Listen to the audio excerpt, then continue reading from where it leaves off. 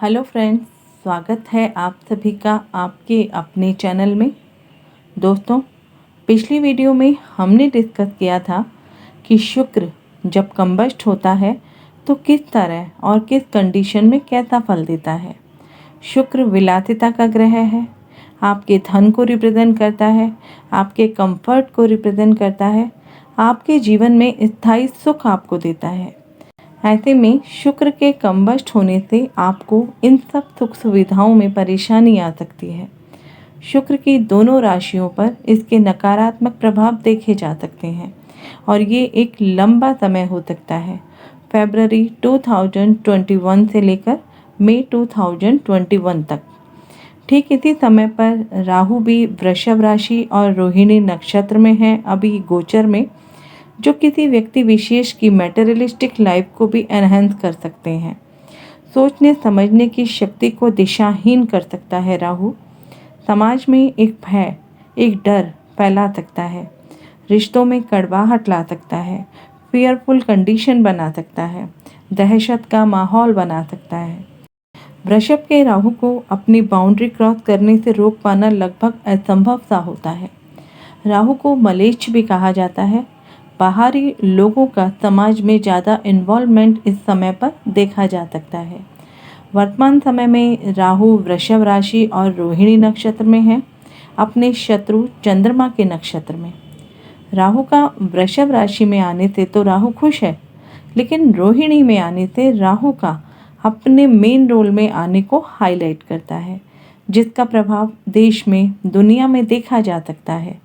27 जनवरी को राहु रोहिणी में आया और देश में क्या हालात बने ये हम सभी जानते हैं। 26 जनवरी को लाल किले पर हंगामा जो हुआ, किसान आंदोलन के नाम पर कई देशद्रोहियों का डायरेक्ट और इनडायरेक्ट रूप से सामने आना, इन सभी से रिलेटेड वीडियोस मैं अपने चैनल पर बहुत पहले ही दे चुकी हूँ। डिस्क्रिप्शन बॉक्स में आपको इन सभी वीडियोस के लिंक मिल जाएंगे।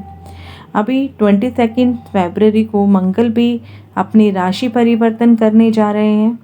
मेष राशि को छोड़कर मंगल वृषभ राशि में राहु को ज्वाइन करने वाले हैं। राहु जो अब तक अपना गेम खेल रहा था देशद्रोहियों के रूप में, उसमें अब मंगल का आना राहु को विचलित कर सकता है, राहु को परेशान कर सकता है, क्योंकि मंगल आर्मी को, सेना को रिप्रेजेंट करता है। जितनी भी भयावह स्थिति बनी थी, जितने भी खराब हालात थे, उन्हें अब सेना कंट्रोल करने की कोशिश करेगी। लेकिन उससे पहले कुछ हालात अभी और ख़राब होंगे, क्योंकि मंगल स्थिति को कंट्रोल करने का प्रयास करेगा और राहु स्थिति को बिगाड़ने का प्रयास करेगा। ये कॉम्बिनेशन एक विध्वंसक, विस्फोटक स्थिति को भी जन्म दे सकता है। मंगल जहाँ एनर्जी है, एग्रेशन है, स्ट्रेंथ है, वहीं राहु माया है, छल है और कपट है। इन दोनों ग्रहों की युति में मंगल राहु के बल को, छल को जीतने की कोशिश करेगा और राहु मंगल के बल को जीतने की कोशिश करेगा। ऐसे में इसका प्रभाव वृषभ राशि पर पड़ेगा, जहां पर इन दोनों ग्रहों की युति हो रही है, यानी कि वृषभ राशि में। ऐसे में वैरियर मंगल और शैडो प्लैनेट राहु दोनों अपना अपना इफेक्ट इस राशि को देंगे। लोगों के बिहेवियर में परिवर्तन आएगा, कम्युनिकेशन में परिवर्तन आएगा, फाइनेंस सेक्टर में भी अप एंड डाउन की स्थिति रहने वाली है। ऐसे में डिस्पोजिटर शुक्र के अस्त होने से अहंकार की भावना ज़्यादा देखने को मिलेगी। मंगल राहु दोनों ही फाइट के लिए तत्पर होंगे, इसलिए इनकी एनर्जी नकारात्मक डायरेक्शन में भी जा सकती है, एक विस्फोट का रूप ले सकती है। धर्म को लेकर पथराव संभव है। धर्म के नाम पर अलग अलग समुदाय अपनी अलग अलग राजनीति खेलेंगे, कुछ बड़ा करने की प्लानिंग करेंगे। भारत की कुंडली में भी वृषभ लग्न है, जहां नेटल राहु लग्न में ही है और अभी राहु पर राहु का ट्रांसिट है और मंगल लग्न में आने वाला है और लग्ने शुक्र कंबस्ट है। इससे नवम भाव में मकर राशि में स्वराशि शनि और नीच के गुरु का ट्रांसिट भी है। नवम भाव और लग्न धर्म के भाव माने जाते हैं, धर्म त्रिकोण के भाव माने जाते हैं। ऐसे में मंगल राहु के इस कंजंक्शन को, इस कॉम्बिनेशन को, इनसे मिलने वाले रिजल्ट को शनि और गुरु दोनों 9th हाउस से कंट्रोल करने की कोशिश करेंगे। राहु जो इस्लाम को रिप्रेजेंट करता है, गुरु सनातन को, हिंदुत्व को रिप्रेजेंट करता है, वहीं केतु क्रिश्चियनिटी को रिप्रेजेंट करता है। गुरु शनि का ये गोचर भी धर्म में परिवर्तन को हाईलाइट कर रहा है। लग्नेश शुक्र भी कहीं ना कहीं दैत्य गुरु होने के कारण ये भी इस्लाम को रिप्रेजेंट करता है।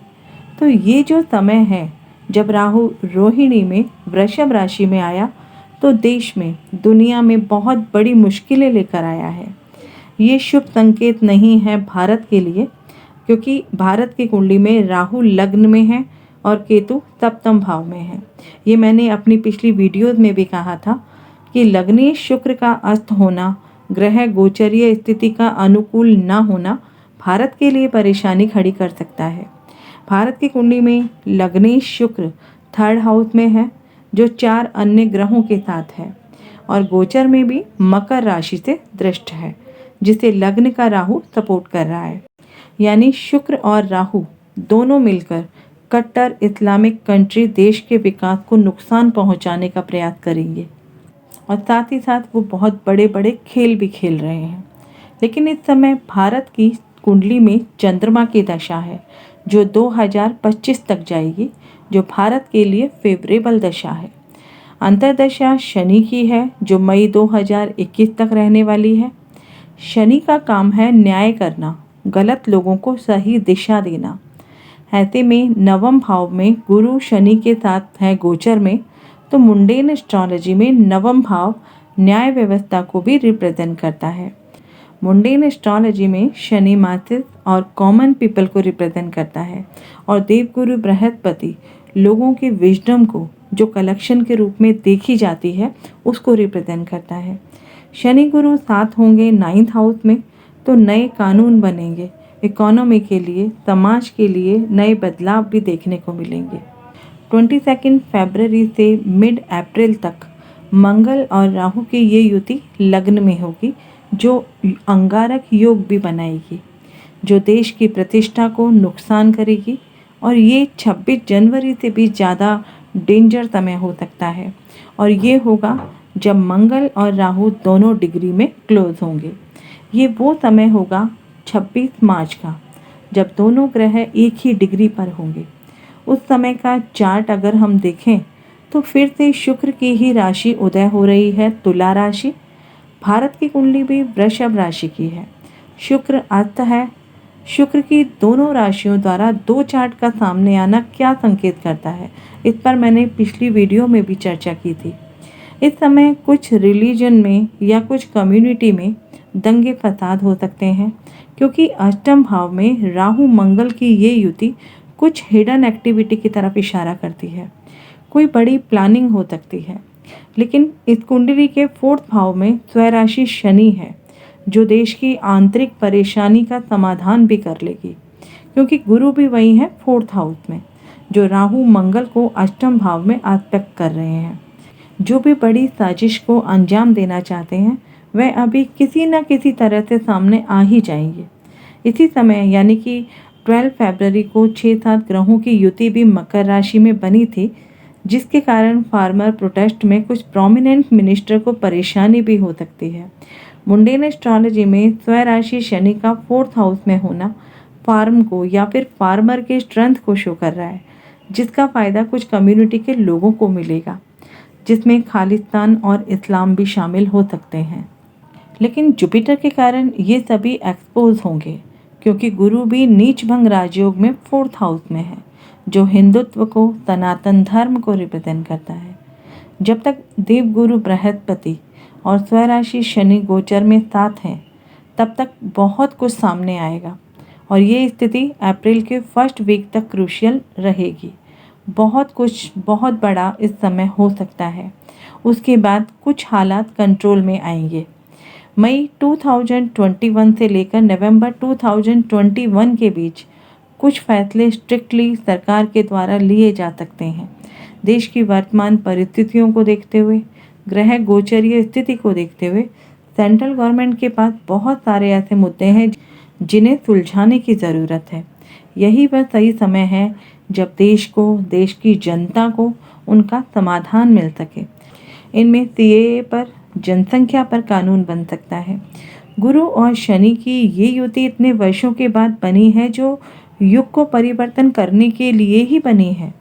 ऐसे में वृषभ राशि में मंगल राहु की युति और गुरु शनि की युति स्टेबिलिटी की राशियों में बनी हुई है, जो देश के कुछ स्थायी फैसले को लेकर देश के व्यवसाय के क्षेत्र में, मेडिकल के क्षेत्र में, डेवलपमेंट के क्षेत्र में, धर्म के क्षेत्र में, प्रशासन के क्षेत्र में या फिर कानून की व्यवस्था में, फाइनेंस के सेक्टर में भारत को विश्व में एक नई पहचान, एक नया गौरव दिलाने का समय होगा। क्योंकि मंगल में ही वो पावर है, वो स्ट्रेंथ है जो राहु को, यानी देश के अंदर और देश के बाहर जितने भी ट्रेटर्स हैं उनको कंट्रोल करके सामने ला सकती है। आशा करती हूँ आपको ये वीडियो ज़रूर पसंद आया होगा, तो इसे लाइक करें, शेयर करें। एस्ट्रोलॉजी की नई जानकारी पाने के लिए, मेरे चैनल से जुड़ने के लिए चैनल को सब्सक्राइब करें, आइकन बेल को ज़रूर क्लिक करें ताकि सभी नोटिफिकेशन आपको मिलती रहे। आप सभी अपना ध्यान रखें, सुरक्षित रहें। जय हिंद, जय भारत।